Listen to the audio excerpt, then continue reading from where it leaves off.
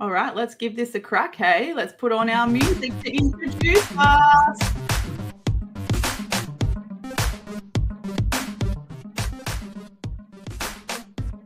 Show off the logo there before we show our faces again. We're back with East Got Game for NBL1 East 2025. Lachlan France, you are with me, getting a very formal introduction. How are you?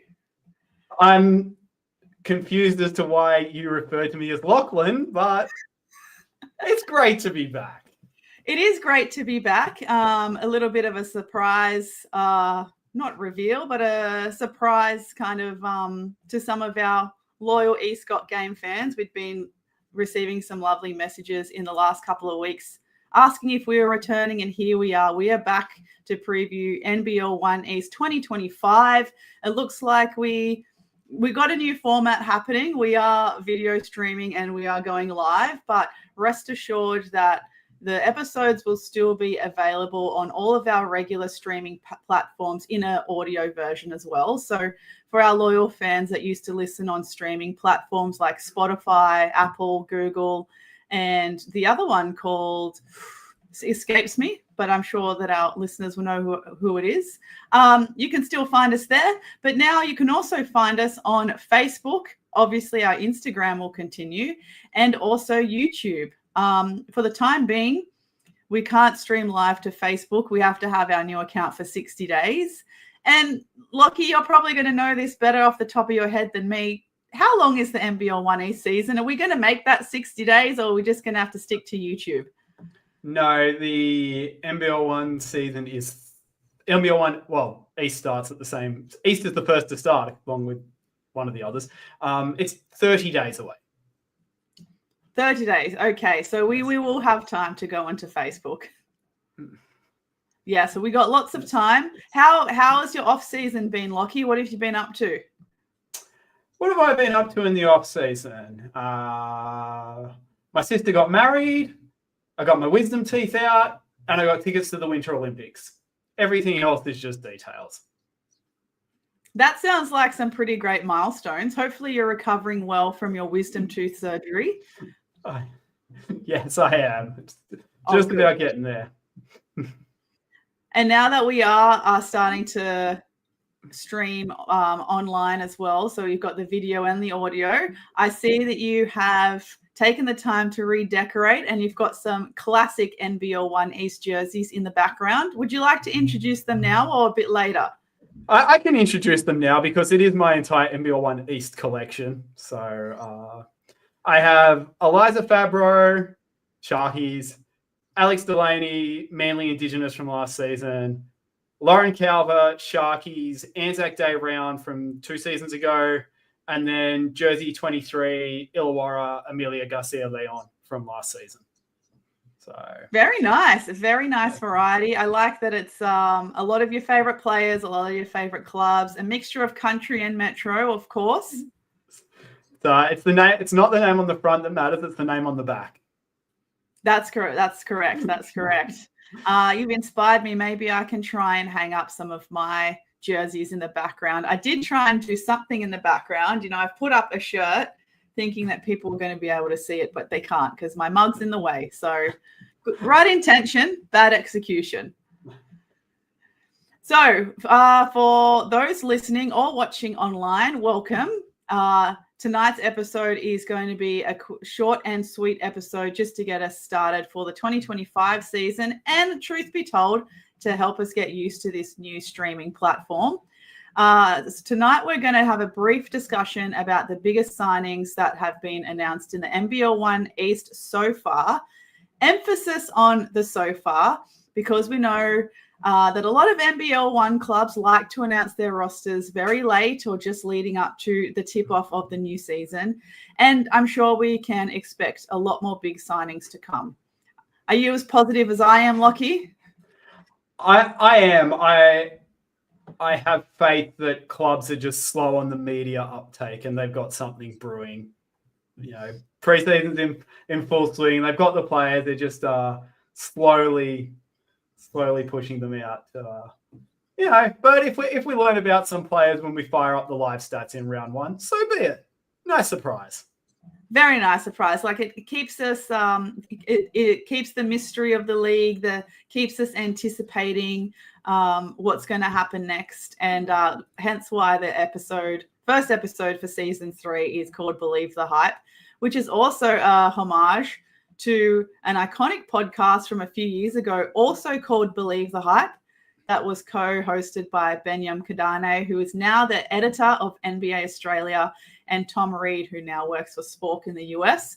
A little bit of a history lesson there for you to kick off the new episode. 2 absolute legendary humans. Correct. Tonight's episode, we're just going to have a brief recap over the big signings so far, as I mentioned. But then over our next 4 episodes, we'll be analysing and hypothesising each team roster before the NBL1 East season tips off on March 29th. As you said, Lockie, 30 days until tip-off. And then that will be a good opportunity for us to slice and dice and get into the nitty-gritty of things a little bit more compared to what we plan to tonight. And it's probably a good opportunity as well to redirect people to the website, escotgame.com, because that's where you're going to find a regularly updated roster tracker. And that's the roster tracker and rosters that we'll be referring to during tonight's episode. Lockie, that was all of your hard work. So big thank you for putting that website together. I got you.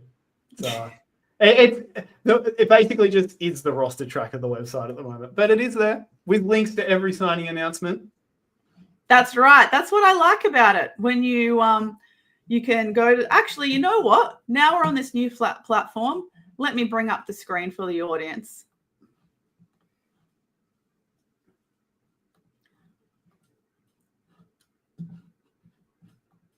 Oh, is it working? Yep, here we go. So here we go. This is what our eScot Game official website looks like, featuring the roster tracker. And as you can see, Lockie's put up the key at the top there. Underlined players have a link to an official social media post about their new club. Loving that it goes in alphabetical order, and it also compares this year's announced squads to last year's squad. So it's an easy way to track the ins and the outs. And I do like as well how you've referenced where some previous players have gone. So you can see on screen Lachlan Cummings, who was a standout for the Albury-Wodonga Bandits men's team last season. He's going west for 2025, so good luck to him. But that is a good look of the roster tracker on our website. You can also see on the right-hand side that it also has links to our Instagram posts as well. Very nicely done, my friend. Thank you.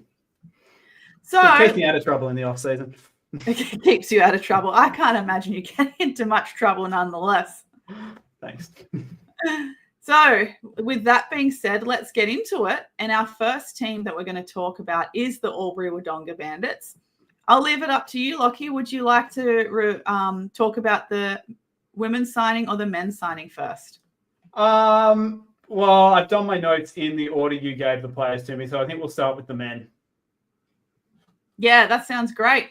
Mm-hmm. So I think one of the biggest surprises for this season in signings was Matt Gray, who's moving from the Maitland Mustangs, where he's had a few great seasons with them, down to the Border. What do you think of this one?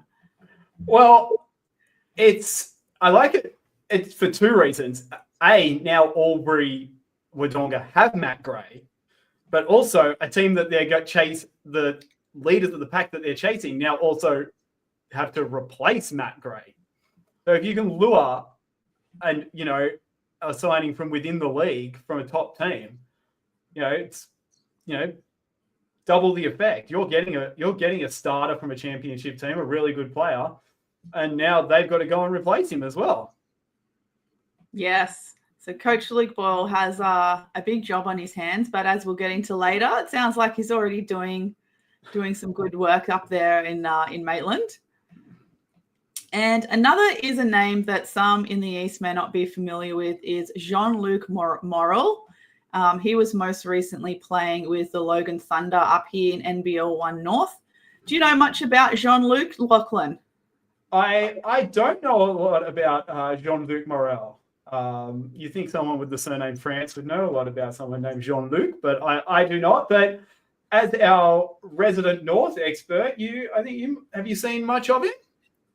Yes, I do remember seeing a couple of games for the Logan Thunder men. They were quite competitive. I think they were one of the teams that only just missed out on finals last season. He is a center.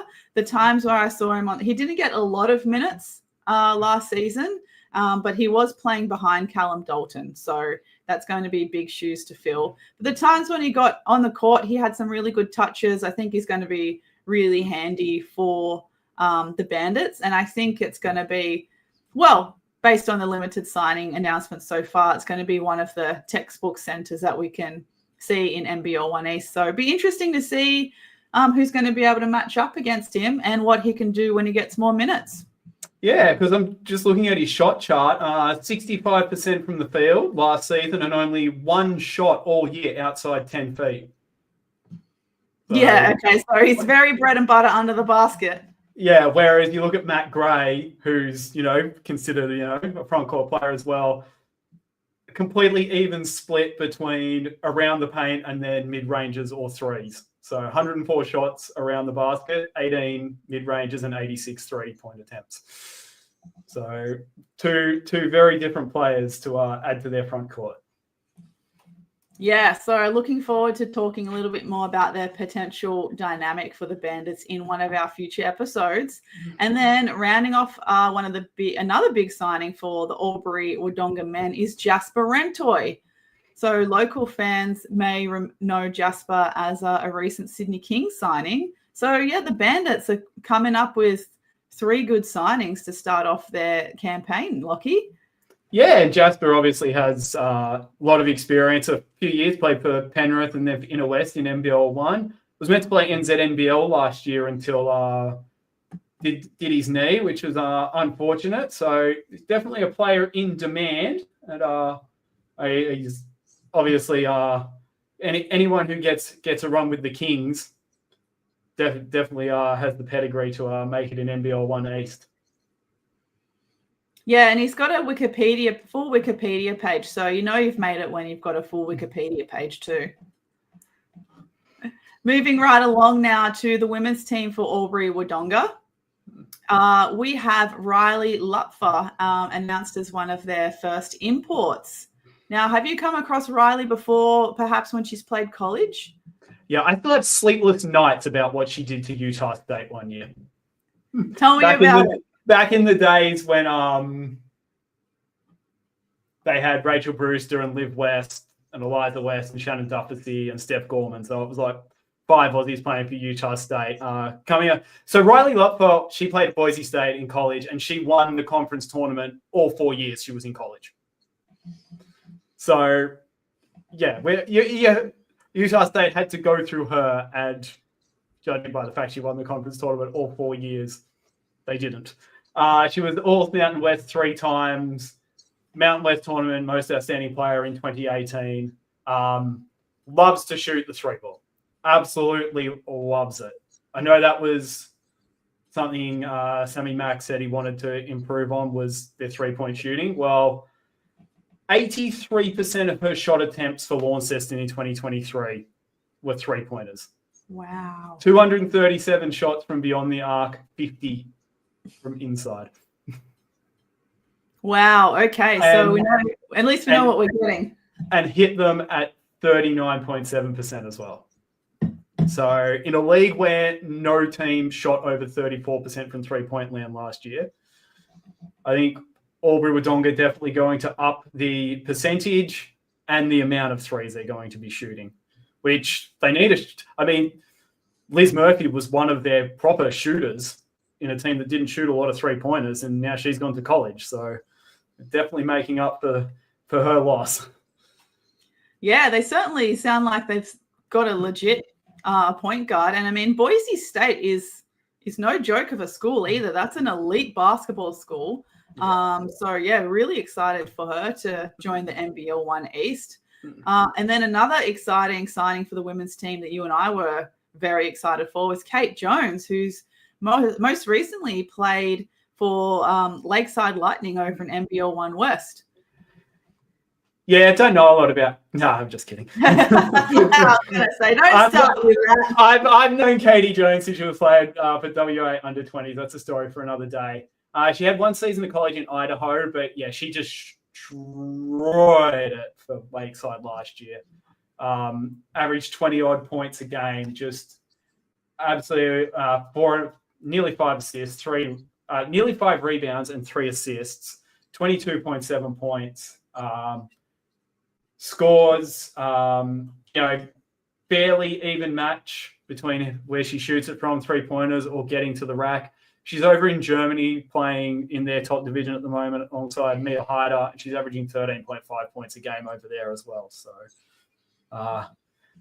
it's definitely showing out. So I'm very excited for her to be in the East with Aubrey Wodonga.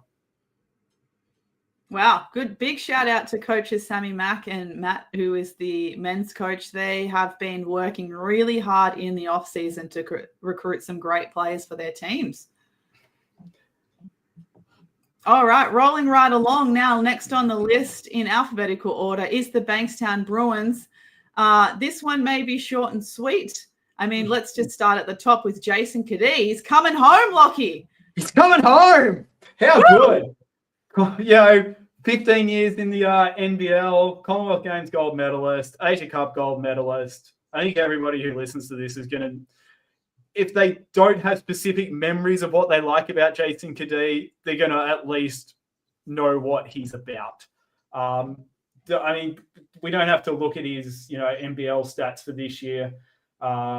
Just look back at what he's done throughout his career, and he dropped 20 a game in North last year and 8.5 assists. So in a team that's basically they've announced 13 players and they brought back just about everyone.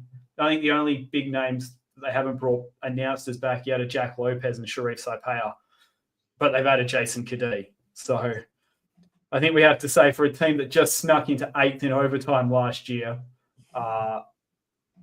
definitely on the way up.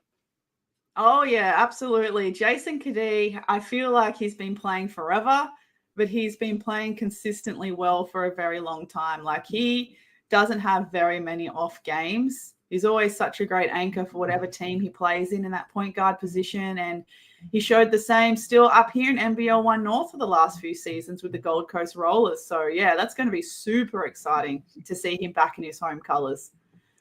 Certainly will. Everyone, get down to the Bruins lair.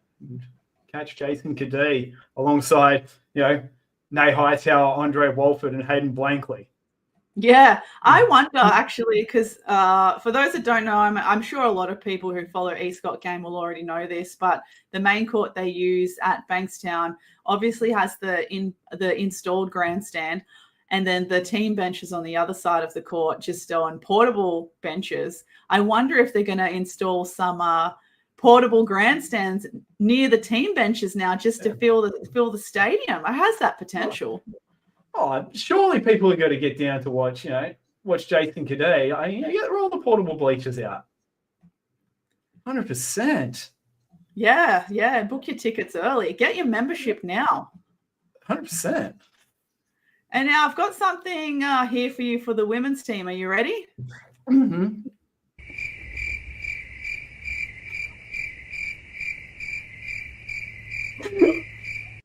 Fair play.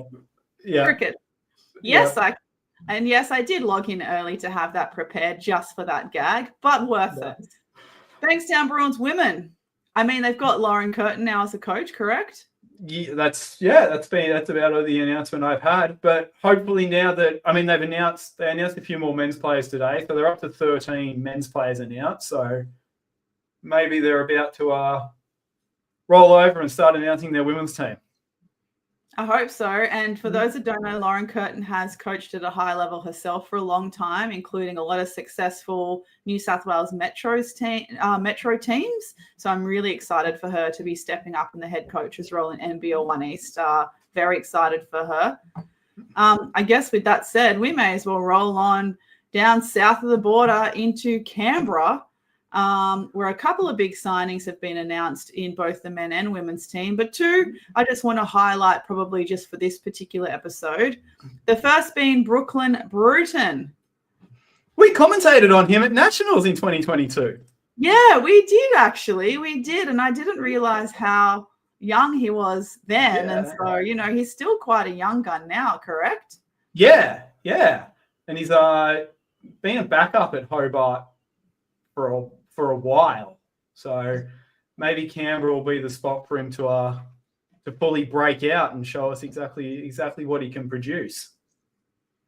Yeah, expecting maybe a bigger role and a few more minutes, perhaps. He's going to have a great coach. Peter Herrick is back as head coach for the Gunners. But yeah, very excited to see him in the NBL1 East and see what he can do.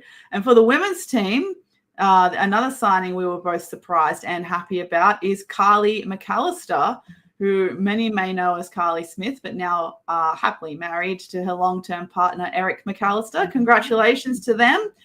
Carly McAllister, back where it all started. She is back. 3x3 star, so you know she's going to take care of her own business at both ends of the floor, because when you play 3x3, you don't get a lot of help. Averaged a double-double in North last year, so yeah, just a great addition for a Canberra side that, got to remember, only made playoffs because COE had to drop out last year. So, yeah, big in. Very, very happy to see that for the Nationals, who are turning a lot of players, which is good to see. But yeah, definitely happy to see Carly back in the blue and gold. Yeah, me too. I think she's a missing piece to that already pretty strong existing Canberra Nationals roster. Like you mentioned, she did average a double-double in the NBL1 North for the Sunshine Coast Phoenix, who unfortunately were, I think, near the bottom of the ladder.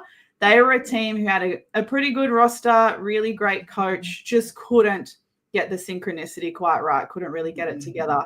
But Carly was always quite consistent, doing a great job on the pick and roll with Hayley Andrews, so I imagine she'll be used a similar way for the Nationals. But yeah, I think she'll be a great addition to Nationals, just to make sure they've got a bit more strength in the front court for this next season. And then we're going coastal with the Central Coast Crusaders, and they have also announced some really big signings for both of their men's and women's teams so far. With the men's team, Elijah Washington going from Sydney Comets and over to the Central Coast Crusaders. Something I wasn't expecting, but pleased to see. Yeah, it's good to see him back. Didn't play last year. Was solid for Comets in 2023. Was surprised not to see him on a roster in 24. Not because I know he's been around town, because I know he's been playing. I think he was playing UBL out in Parramatta. I hope that's not a dirty word in NBL1 East chat, but through a lot of the boys play in the off season. Crew definitely, I think most people would agree if they had their whole team, especially Ben Stevens, together for the entire campaign last year, they would have finished higher than they did, and probably a fair bit higher. But you've got to have players there from the start, because every game counts the same. And if they got Elijah and the next player we're about to talk about in there from the start, looks promising. Yeah, so straight over to another big signing for them is Clarice Amir. You would have had a lot more contact, or at least a few more opportunities to see Amir play in the flesh last season, given he suited up for Sutherland Sharks. What can we expect from him in the Crusaders colours? Well, Clarence last year, when he was on court for the Sharks, really good. Just had a couple of, he had that ankle that when it happened, I thought this is season gone. And but it did get, he was in and out a bit with injuries. Still managed to put up 11 points a game and nearly five rebounds. Gets to the rack really well. Will throw down a monster dunk. He's really athletic. The guy was a 4-star prospect in the States and had high major college offers before And the Kings were happy to give him a 3-year deal as a development player. That's how much stock they have in him. So I think he'll be a great signing for the Central Coast. I mean, I don't know if it all. I mean, the Sharks had injuries all over the shop last year, but I didn't fully mesh at all times for the Sharks. And I think if the crew if they've got the right pieces around him to get him to be his best, to play his role and unleash his athleticism, it could be a really good year for him if he stays on the court for the entire 20 games as well. Because that was one thing he definitely didn't get to play every game last year. I think he had a three game stint right in the middle of the year, so that really disrupted his momentum. But I love him. I love watching him play. I love commentating on him. It's just a pity we don't get crew down at the Shark Tank this year. Oh, yeah, that is a real shame. You might have to make the journey to see a home game at the Central Coast Crusaders venue in Terrigal. I'd love to, but any week I'm not commentating Sutherland on the Comets. Oh, yeah, you have a busy season ahead, my friend. Busy season ahead. But yeah, speaking of absolute athletes that we love to see on the court, this signing now, you've clipped something from our live rehearsal yesterday, which I love, and we may share it. We may share it. We'll see how we feel. But this signing came out of nowhere. We love being surprised, especially when it's one of our favorite players and especially when it's one of our favorite clubs. Bit biased there. Jasmine Simmons has signed Central Coast Crusaders. That's crazy. Oregon State. Oregon State represent. Hence why the inspiration for your shirt today. No, it's just hot today, and this is a size large. Oh. But it all works out in the end. Yes, Jasmine Simmons, under-17 World Cup All-Star, absolute athlete, AFLW player, played NBL1 Central. First thing I can say is, crew, get out and run. Because we had Michaela Pivic on the show, remember, and we talked about Jazz because they were teammates at Oregon State. And Michaela Pivic said that you've got to get Jazz in a system where you run. And crew were dead last for fast breaking points in NBL1 East Women last year. So that has to change. Jazz didn't take a three last year, 69.4% field goal percentage, 49 of 67 from inside 8 feet. She gets to the rack and she lays it up over people because her vertical is just ridiculous. Her vertical, her length, her athleticism, like she would be scary to guard on a fast break, especially. And yeah, now that she's an AFLW player where everything is sprinting, reaching, grabbing, elevating, or just get a turnover, turn and just throw it. Just say, go fetch. She'll grab it. She'll dunk it. Game over. And then one more signing that hasn't been officially announced, but Central Coast Crusaders had their season launch recently and posted some photos on their social media pages. It looks like NBL1 North reigning champion from Rockhampton, Muffy Loader, is going to be suiting up for the Central Coast Crusaders and was announced as the vice captain, and Jazz Forcadilla was announced as captain. But how good is that for a little bit of a secret unannounced player signing? That's pretty good. I mean, I'm not one to, call out, if a team puts up a preseason post and you go looking through the photos to see who's there. I'm not going to call that out. If you're going to put your season launch photo up and in size 144 point font, put Muffy Loader vice captain, we got to talk about it. We're going to, especially because, we love the gossip. We love hearing the news of the signings, but also we're just happy that Muffy is back. So we're going to tell everyone. Exactly. So happy Muffy is back. Yeah, and I'm sure the Crusaders are too. So between Jazz Forcadilla and Muffy Loader at the point guard, I mean, how many assists can they both rack up with Jasmine Simmons just dunking on the fast break. Oh, It'll be a race to 10 assists each race game. to 10 assists. Love it. All right, now the COE, Center of Excellence. Definitely not the rosters this season that we were used to in the last couple of seasons. Now, truth be told, there are a lot of names on the current rosters for COE that are familiar, but a lot of them are brand new scholarship holders. One include the two that I've highlighted here in preparation for our episode today, kind of purposely highlighted for their surnames. So the first being Shea Brogan, who does have a great reputation already as a skilled player. And me, in my naivety, not making the connection between Brogan as the last name, Michelle Brogan's son. Yes. Michelle Brogan was like one of the best WNBL players of her time, and she made the Opal squad. And now to see that next generation and her son Shea, super exciting. Oh, yeah. I mean, Michelle won 2 Olympic medals and 2 World Championship medals. So, yeah, she real good. And, I mean, his dad, Dean Brogan, is an AFL legend. Apologies. I did not know that. I'm not quite up to date with my AFL history. So he's obviously coming from a very good sporting pedigree. So sorry, not dad, uncle. Uncle is Dean Brogan. Okay. Still in the family. Yeah. And another I've highlighted from the women's roster is Andy Smith. Now, Smith is obviously one of the most common names you can get out there, even if it is in basketball, but Andy Smith is of the Alana Smith family. So perhaps another future Opal as well in Andy Smith. Have you caught Andy Smith, much footage of Andy's game at all?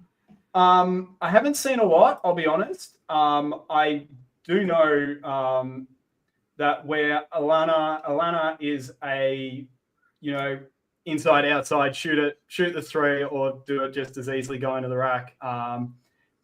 Andy is all about putting the ball in the basket from close range. So at U20, AJC, is it U20 or U18 this year? Did not shoot a three, did not attempt one. So I think 51 shot attempts, all from in or around the paint. Cool. We love a textbook post player getting under the basket. That sounds good. All right, now moving back into New South Wales, we are heading to the Hills Hornets, who have, you know what, I will say again, Hills Hornets, great on social media. They started to do their player announcements, especially on Facebook, with a little bit of a video of each player. It looks pretty fun, pretty casual. But the one that I've highlighted is the signing of Zach Hudson for the men's team. Yeah, doing exactly what they did last year, going and getting Inner West former import. They got Chris Bryant from Inner West in 2024, and now Inner West, I think, they signed 2 new imports, and Zachary Hudson's making the trip up the M2 to Hills, which means he'll have to find someone other than Tony Tolovai to throw backboard dunk assists from, which they did against Comets last year at Alexandria. But I mean, 13 and 6 last year. I mean, we've all watched Zach for Inner West last year. Very much around the basket player. Great range shot, nearly 50%, probably closer to 60% in and around, actually over 60% close to the paint, close to the basket. So we know what he can do in the paint. He grabs a good set of rebounds. And Lachlan Hudson on Next Gen Hoops has been posting a lot of videos of Zach in his preseason training, and he's looking pretty good. Interesting you mention Next Gen Hoops and some of the athletes that have been trained. I've noticed that our favorite Shez Kalia has also been training down there. And we know that she's not returning to Mount Gambier for NBL1. Question mark: is she also coming home? I hope so. That'd be real nice. it's starting to look like the season 2025 of NBL1 East has a theme of the homecoming. Yeah. Wouldn't mind that in the slightest. Everyone No, can. not at all. Not at all. And so now as we move on to Hornsby Ku-ring-gai Spiders, I also have a similar present for you as I had before. That was for men and women. That's why I played it twice. Yeah, that's why I played it twice. Men and women. It's under lock and key at this stage. I know that last season they were literally announcing players the day before the first game of the season. Are we going to see the same? I will say I have seen some preseason posts of their women's team, not official ones. A lot of the players look the same, but it's not everyone. And I can't speak to any of the players who weren't in those photos. So I don't know. Yeah, it still remains a mystery. Yeah. I hope they can feed us some crumbs at least at some stage. It would be nice. I should have gone to Bunnings. They had a Bunnings fundraiser, I think, on the weekend, or maybe it's this weekend. But I don't think I'll trek all the way to Hornsby just to get player gossip from Bunnings somehow. Well, it sounds like if that's what it takes for us to anticipate what the roster is going to look like, we have to go to Bunnings. Jeez. All right, so Hornsby, TBC, let's just say that. Now, going down south to Illawarra, where the Illawarra Hawks have announced two big signings for their men's team. The first that was announced is Kobe McDowell-White. Yes, from that exact McDowell-White family of ballers. Also coming from great sporting pedigree with his parents were also outstanding athletes in their own right. Will McDowell-White, as we know, NBL career, now playing in Europe, put on the green and gold in the last couple of years. Jess McDowell-White, DP with the Townsville Fire, who are just heading into the WNBL final again. And now Kobe stepping up, and he's just had his first NBL season as a DP for Illawarra, and he's decided to stay. Yeah, well, I mean, Basketball Illawarra and the Hawks, I think, are definitely trying to connect beyond just sharing an office at the Snake Pit. Actually trying to, we talked to Phil DePuge last year, and he said, he was in there working out with the Hawks a lot, even if he wasn't in an official capacity. And to get, Kobe McDowell-White and another player we're about to mention, who are not originally from Wollongong, stick around is really good to see, and bodes well for sticking around longer and maybe, in the community even longer, which is really good to see. I mean, Kobe only played 6 NBL games this year, but he was lighting it up for Sunshine Coast in North. Yeah, so, he was. He had a great season for Sunny Coast in North. I agree. Also, classic point guard position, as a lot of his other siblings also play point guard. Also really good on the pick and roll, controlling the tempo for his team. And he's pretty young, so he's showing great signs of maturity already. But yeah, not a local to Illawarra, so it was great that they could get him to stay. If this were any other kind of workplace context, we'd call that recruitment and retention. Am I right? I think so. Yes, and the other big signing that you alluded to earlier is Todd Blanchfield. He is also staying in the Illawarra. Also someone that's not originally from Wollongong, is from Mackay, and he played for Mackay last season up here in the north in that absolutely stacked team that they had. Also coached by Joel, who is one of the assistant coaches for Illawarra Hawks in the NBL. Shout out to Joel. Yeah, Todd Blanchfield, what a surprise. That's so good. That's to keep him around, have him around Illawarra all winter. He'll probably be working out some kids or working with, the young guys, the young guys in the NBL1 team. They'll just be a sponge, kids. You got Todd Blanchfield hanging around for the next 6 months, probably longer. If he's staying in Illawarra for NBL1, it doesn't seem to be, it doesn't seem like he'll be moving very far. And the funny thing is, when I heard that Todd Blanchfield was staying in Illawarra, I was thinking, well, up in Mackay, he had like Emmett Nah, feeding him and guys like that. How are they going to utilize him if they don't have like a really, big point guard name? And then they go and get Kobe McDowell White the very next day. Yeah, and at least now they've obviously got some knowledge of each other from playing against each other up in North for a couple of years, but now even more so being training buddies in the NBL. So I'm hoping that chemistry can continue between the two of them. They just need a really good center as well to round out a big three. Well, they just today, I think like an hour before we went online, announced Brad Ballinger's back as well. So that's a third piece. He averaged 11 or so points last year. But it's a good start. 3 is a great start, but we're playing 5v5 basketball. So need to fill out that roster. Sure do. And I'm sure that they've got a lot up their sleeve as well. But a team that is showing their full hand so far for the men's competition is the Inner West Bulls. They're not mucking around. They've announced their full roster. They had them announced early. Like, it's been a good 2-3 weeks since they announced their final player, Josh Morgan, which was their 12th or 11th player. So I think they're pretty much set. Yeah, and I think they are, pretty much set. Love how well organized they are, and obviously worked very hard in recruiting quickly in the off season, including Mirko Derrick is coming back. Yeah, huge. He was in Central last year and then playing over in Sweden. I think he's a Bankstown boy originally. He's definitely played for them.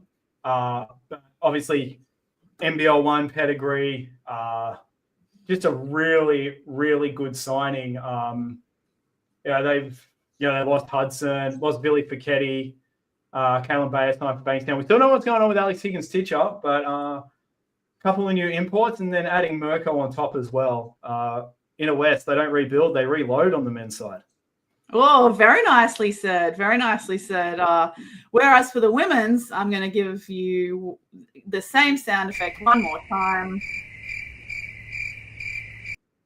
Absolute crickets for the women. I'm not too sure if they've even officially announced a coach. For $1, name a woman.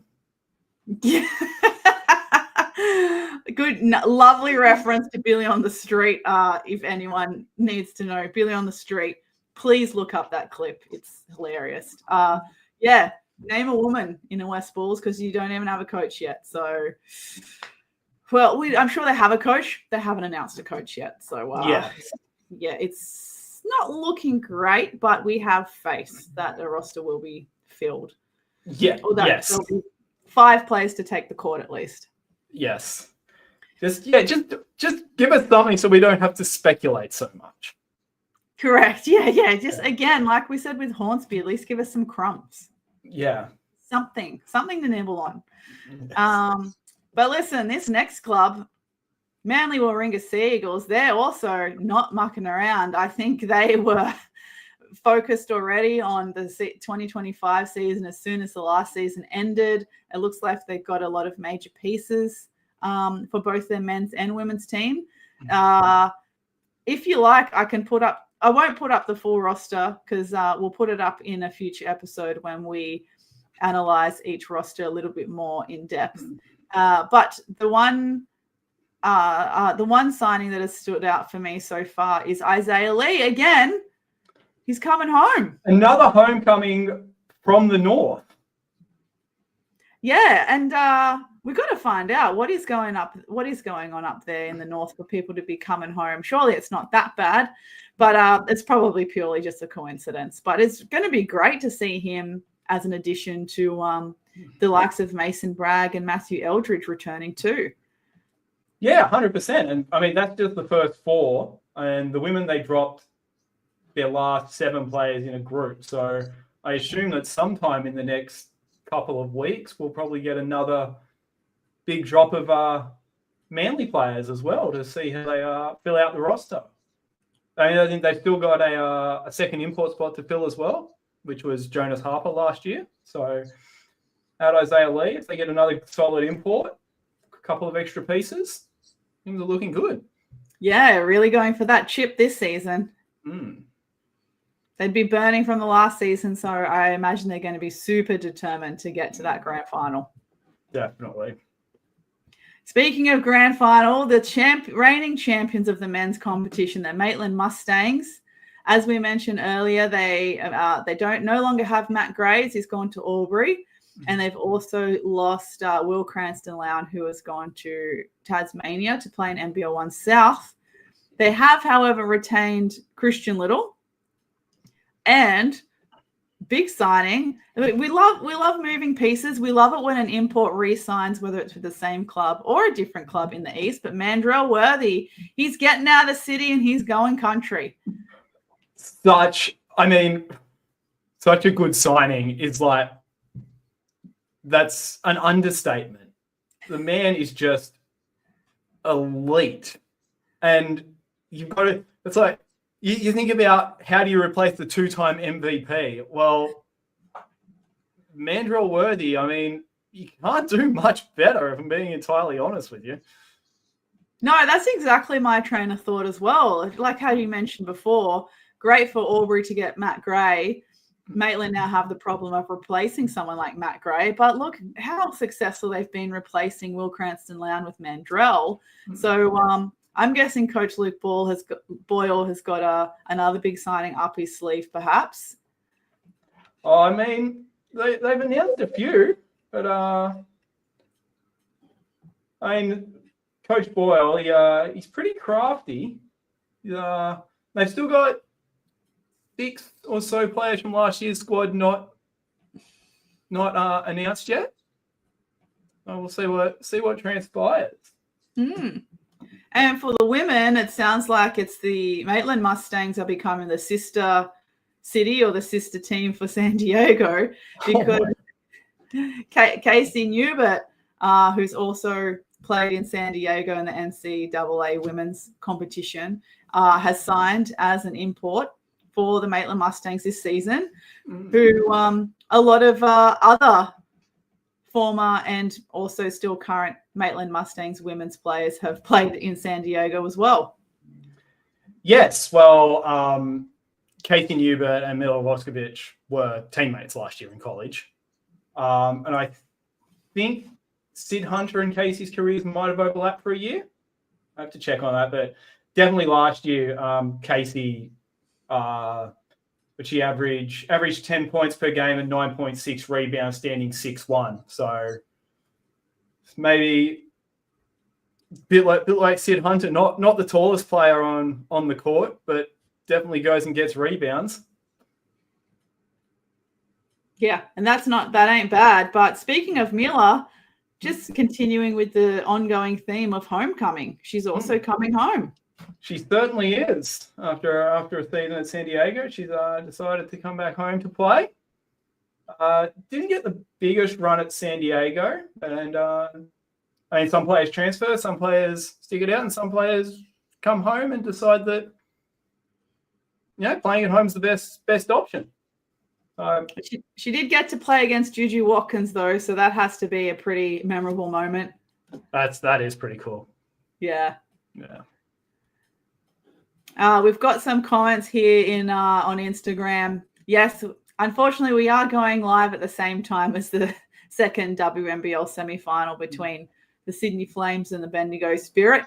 But alas, here we are. All right, so Maitland, we're going hunting to the Newcastle Falcons.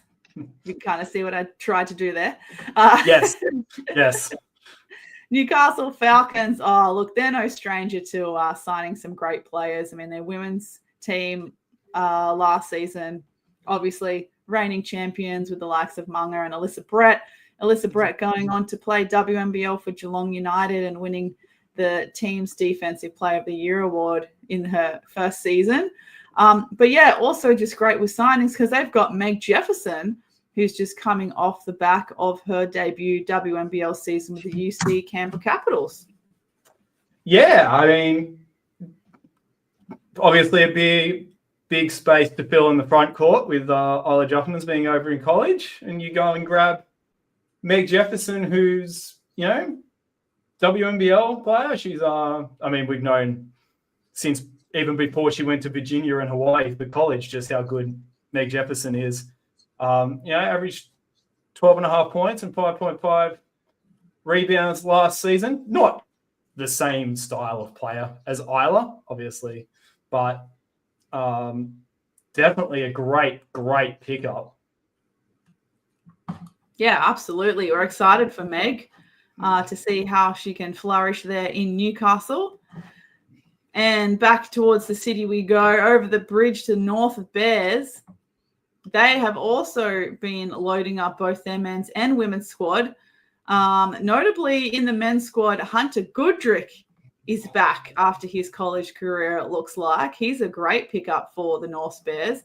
And also Iggy Mitchell is back on the scene. Yeah, so that's just, I'm just happy to see Iggy Mitchell able to commit to a team again and actually look like he's going to get back on the court. Because, he was committed to Comets a couple of years ago. He went to college and redshirted. He's back. He's at Norths. Hopefully we see him out there because he is going to be a game changer. And so is Hunter. Hunter was great in college. He was a chance at a double-double literally every night. Remember, he was in Australia under-18s at Albert Schweitzer with Isaiah Lee from Manly, but also Sam Froling, Kelly LaPepe, and Alex Dukas, who's now playing in the NBA. So I think Callum Dalton was in that team as well. And I think just about everyone who wanted to went to a D1 college in that team. So, he's been earmarked as a talent from way back, and he's certainly a great addition for North. He also once dropped 68 in a GPS high school game. Wow, that's ridiculous. 68 out of how many team points? I don't know. It's on his college profile. I wouldn't be surprised if he, NBL1 East is a great chance to play, back at home without without a lot of the similar pressures that I imagine people experience in college. But I wonder if it's just a little bit of a stepping stone or a little bit of a pit stop before an NBL club is pretty quick to snap him up. I would hope so. I'd have to think he'd be sniffing around, if not at least the two New South Wales clubs, then anyone else wants to pick up the phone. Yeah. Another big signing for North is Jolene Anderson is coming back, which I'm very pleased about, who absolutely balled out a couple years ago in the NBL1 East Women's Final against Manly. Oh, gosh, it's going to be a dream seeing her play again. Certainly is. I mentioned we were talking about Riley at Albury earlier in the league not having the greatest three-point shooting numbers. Well, no team in the league shot better than 34% from three in the women last year. Jolene Anderson, her last season with North, 47.6% from three-point range, according to the great Duncanberg, hoopsdb.net. 105 of her shots were three-pointers, 44 were not. So not quite the same disparity as Riley, but still, she's going to shoot it. We know she's going to shoot it, and they're going to go in. Yeah, so, when your coach tells you to carry a hand, that's just not going to be enough for to stop Jolene. I'm sorry, You're going to have to do more. You certainly are. And then it looks like another club who is very focused on improving from their result from last season in 2025 is the Penrith Panthers. Very quick also to announce their men and women's roster. I think the men's roster is looking pretty good. You've got a lot of the great players and the chemistry from last season. But the women's roster have included two big signings, one being Zoe Jackson and the other, Sarika Shillingsworth. I'm just glad she's playing ball again. Me too. That was my first thought when Sharika signed was, it didn't really work out going back to her home club with Comets.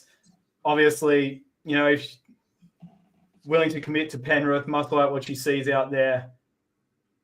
We all know she can ball. She's just a pure athlete and she's skilled. But when I say she's a pure athlete, she's gone to the States to play American football, like tackle American football.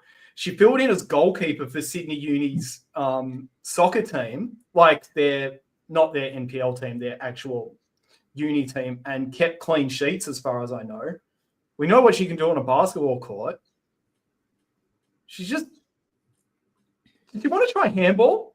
Like, we need players. We need players in the handball women's league, but I think she's going to be a bit busy. Yeah, it sounds like she can have her pick of any sport on any given day. So I'm grateful that it's basketball.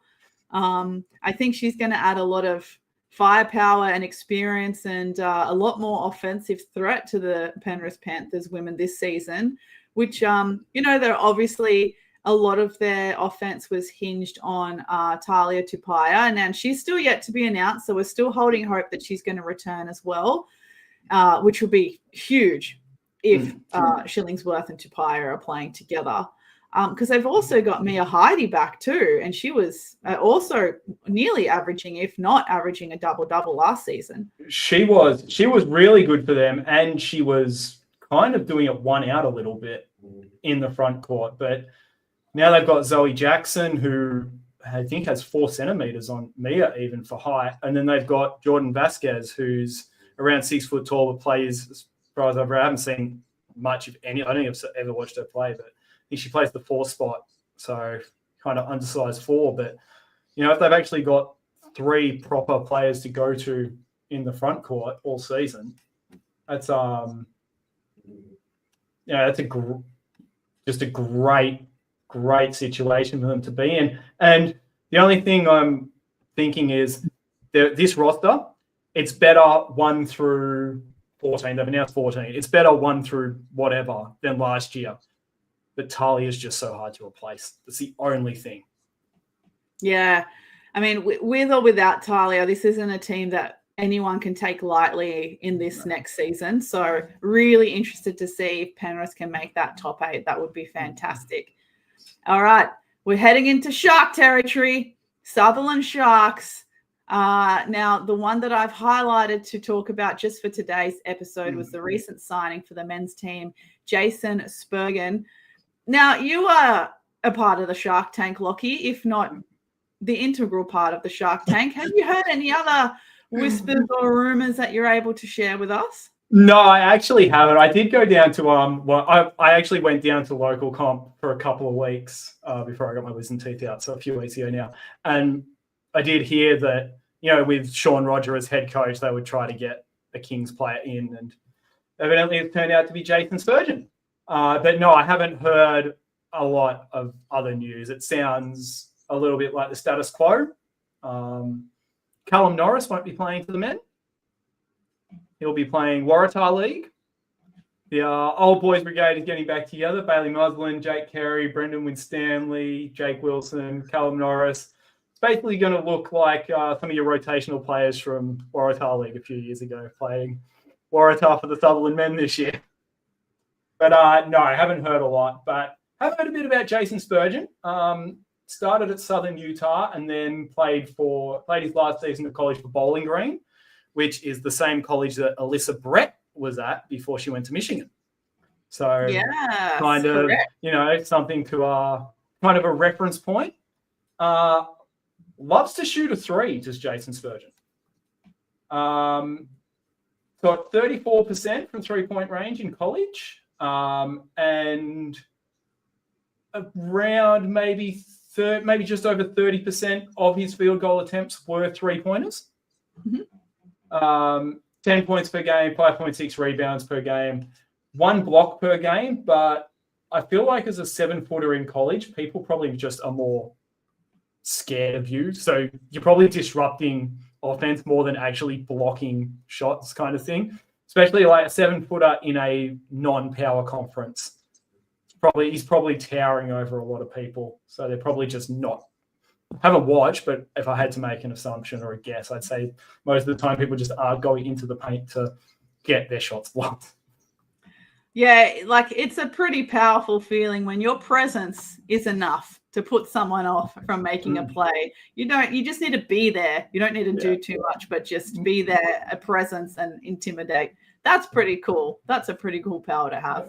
It is cool and very interesting. We've got a few legit 7-footers. Obviously, we've got the big man, Johnny Sinagorat's at Comets, and Lino at Central Coast is 7 foot. Jason's 7 foot. So we're going to have some ding-dong battles in the paint this year. Yeah, ding-dong battles. I love that. That's great. Clip that. All right, lucky last is the Sydney Comets, as you just mentioned when you name-dropped the legendary Johnny Sinagorak. But the two signings that are standing out to me so far for the Sydney Comets are both on the women's team. Firstly, Abby Curtin was announced quite early that she's playing for the Comets. Now, she played last season with the Darwin Salties in the NBL1 North, but it is nice to have her back on home soil. Yeah, it is. So she's obviously Hornsby way back in the day, and then played with Newcastle. Now at Comets, also spent some time with Norths, and now at Comets. So a little bit of a front court bolster for Comets, and I mean she's obviously been keeping her skills up because she went over to Malaysia and played for a little bit. Won a trophy over there. Looks like she had the time of her life. Perhaps something we should learn more about if we get to interview Abby this season on East Got Game. What do you think? I think that might be a good idea. Yeah, definitely. And again, another surprising signing for NBL1 East that we're welcoming with open arms is Michaela Perini, who was signed with the Sydney Comets. Now, she's been playing a long time. She has WNBL experience, most recently played in NBL1 West, but even more recently than that, she actually played at Hoops Fest, which was the WNBL preseason tournament. She suited up for Townsville and just balled out. Very, very good to see Comets go and get someone of Perini's caliber to bolster the backcourt, because you think they had Davida Dale and Shyla Heal in their backcourt last year. That's tough to replace if you don't get one of them back. So getting Perini is a very good start. Still a lot of young players need to build up, but Perini, 6th Woman of the Year in NBL1 West. So looking to, take over as the leader of a team. Yeah, she'd provide really great leadership. That's a great point. She'll be a great leader for that Sydney Comets team, who were typically quite young, I think, last season, and expecting Piper Anderson to have a bigger role and also a little bit of leadership next season, even though she's still quite a young player. But she's had a fantastic season with the Sydney Flames as a DP. Dreams come true. Got some court time during the year, which we love to see. So exciting to see Piper go strength to strength as well. But that essentially wraps up some of the highlights of the current NBL1 East signings. As we mentioned throughout the episode, some teams are essentially there's a lot of what we call homecoming signings in the likes of Jason Kadee and a lot of other people across all of the teams, but also a few clubs just giving us nothing but cricket. Absolute cricket. So keeping us in suspense. Hopefully they've got something exciting for us in preparation for season 2025. Just before we wrap up, we will remind everyone the next few episodes we will be taking a closer look at the team rosters that are made available to us so far, and taking a bit more of a deeper dive and a hypothesizing on what that might look like and where that team may fall in the NBL1 East season, understanding that it's going to be difficult to predict given that not all the rosters are out. And also, I would like to remind everyone that you can now find East Got Game on Facebook, Instagram, and we have a YouTube channel where all of our episodes will be streamed live on, it will be Tuesday nights, but keep an eye on our socials for further announcements about our episodes. And also visit our website, escottgame.com, and you can find the 2025 NBL1 East roster tracker. A lot of hard work has gone into that by Lockie himself. So, you can find us in most places now. We're everywhere, Lockie. We are. We're everywhere. And it's easy for me to be up here, but hopefully you'll be able to spruik it a little bit more down there. Fingers crossed. Should we get to our final topic of discussion that we were alerted to in the Insta DMs? Yeah, I think we should actually. So one of our loyal listeners did alert us to a little bit of an issue happening with Penrith basketball. Basically, there's a situation with Penrith basketball as an association and the venue where they are, out in Penrith. What did you make of the information that's provided online, Lockie? So what is going on, as far as I can read, is Penrith Valley Regional Sports Centre, which is a separate entity from the Basketball Association,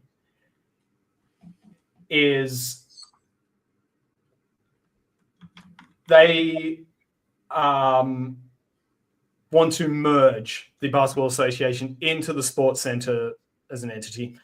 And the current proposal, this is directly from Penrith District Basketball Association website. They had a town hall. The current proposal put forward by the PVRSC, which is the Sports Centre, 2 board positions for the association on the new PVRSC board of 7, ring fencing of all basketball funds, including an $80,000 loan that has already previously that was mentioned earlier in the document, to only be used for basketball purposes.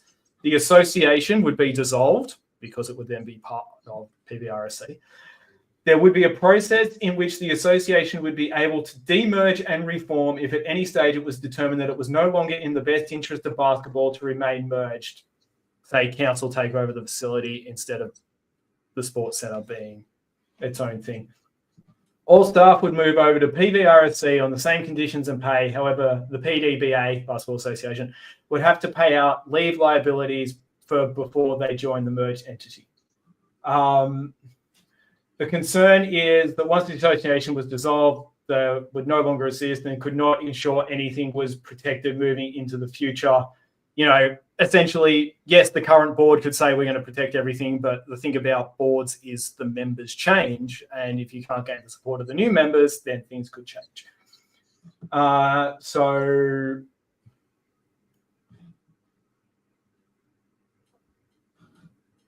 They requested a non-binding agreement.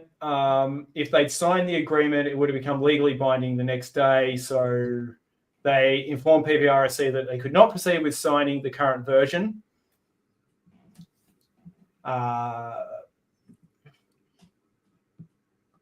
So essentially, there was one more thing. Yes. So essentially, it's come to a head, and there were various issues which you can read about in the PDF. Actually, I think it is that document. There's also a PDF version. So we could not reach any compromise on these issues, which has led us to this point where the PVRSC has made the decision to provide the Basketball Association with notice that they will be removing our competitions from the facility and would no longer do business with the PDBA.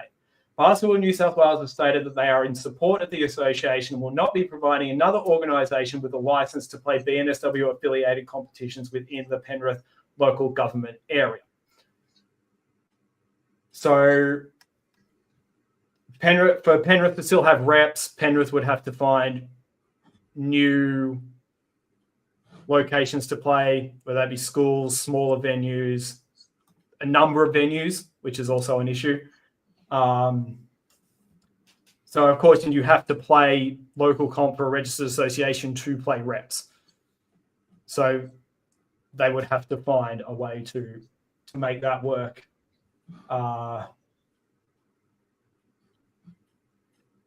So basically, that's it. they're looking to, PVRSC wants the PDBA to merge. If they don't, well, PVRSC says it's just going to run its own basketball comps, and PDBA will not be able to hire the facility, and they'll have to find somewhere else to play. Important to note that representative competition is secured for the 2025 season at the venue that's mentioned in the town hall notes. So at least for this season, they do have somewhere to play, but certainly a lot to unfold here. Yeah, definitely. So thank you to our listener who has alerted us to this piece of news via our Instagram at @EastScottGame. Remember, if you have any news you'd like to share or guests that you would like to have featured on East Game this season, you're welcome to send us a DM on Instagram. But yeah, we'd love to see how this story unfolds over the season, and if there's any updates, please let us know. Correct. And look, if you're from Penrith Association or you just have more of an understanding of this than I do, I am not a lawyer. I have never been on a board of anything. I'm just reading what's here and trying to take something away from it. Please DM us, give us more information, because it's obviously something that's, the PVRSC hold all the cards here. So, if you've got more information, please let us know. Yeah, please keep us across it. But yeah, hopefully there can be a resolution, or sooner rather than later. But in the meantime, great to know that all representative basketball through Penrith is secure for 2025, including the NBL1 rosters that we briefly touched on in this episode. Again, just a reminder, head to our website, escottgame.com. Find us on Facebook, Instagram, and YouTube. And remember, I was going to say, do you want to say it? Remember? Don't sleep on the East. Woohoo! That's right. Still got to use our intro and outro music, and we'll say peace. We'll see you again next week.